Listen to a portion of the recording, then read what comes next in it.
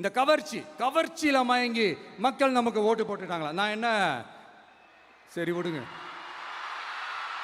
திருச்சியில் அவர் பேசுற பேச்சை கேட்டு இன்னைக்கு தமிழ்நாட்டு மக்கள் தலையில அடிச்சுக்கிறாங்க. இவரெல்லாம் ஒரு முதலமைச்சரா தேர்ந்தெடுக்குமே இன்னைக்கு தலையில அடிச்சுக்க ஆரம்பிச்சுட்டாங்க. சொல்றாரு, அதுல கோபம் வருது அவருக்கு.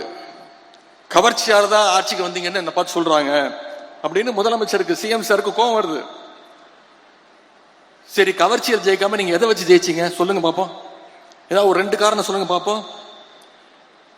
கலைஞர் மாதிரி இந்திய எதிர்ப்பு போராட்டத்தில் கைது பண்ணி போராட்டம் பண்ணி ஜெயிலுக்கு போயிட்டு வந்தீங்களா? சரி, எங்க தலைவர் மாதிரி மிசா கொடுமையில 1 வருஷம் உள்ள இருந்து வந்தீங்களா? கட்சி ஆரம்பிச்சே 2 வருஷம் தான் ஆகுது.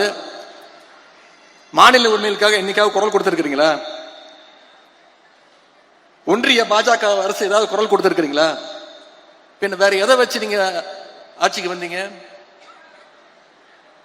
ஏதாவது ஒரு போராட்டம் பண்ணிருக்கீங்களா? எல்லாத்தையும் விடுங்க. தமிழ்நாடு முழுக்க போய் மக்களை சந்திச்சு உங்க கொள்கை தான் சொல்லி ஓட்டு கேட்டீங்களா?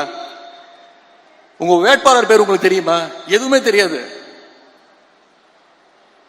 இதைத்தான் எங்களுடைய தலைவர் அவர்கள் கவர்ச்சி அரசியல் எங்களுடைய தலைவர் அவர்கள் சொன்னாங்க. அது மட்டும் இல்ல, இன்னொன்னு சொல்றாரு, அவர் வாயில நல்லா வந்துருமா? வாயில என்ன வரும்? தமிழ்நாட்டு மக்கள் வாயில நிறைய வரும்.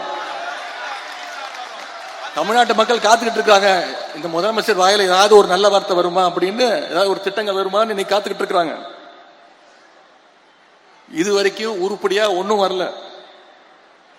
எந்த பிரச்சனையை கேட்டாலும் திமுக வெர்சஸ் தாவேகா, எதை பத்தி கேட்டாலும் திமுக செய்கின்ற சதி.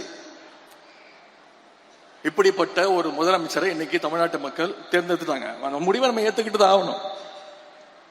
அது மட்டும் இல்ல, தூரசக்தி, ஓரசக்தி, பாரசக்தின்னு நம்முடைய திரைப்பட இயக்குனர் திரு டி ராஜேந்தர் மாதிரி ரைமிங்கா டயலாக் பேசுறாரு. எக்ஸ்மார்ட் சூப்பர் மார்க்கெட் இப்போது உடுப்பட்டி, கோப்பாய், மருதனார் மடத்தில்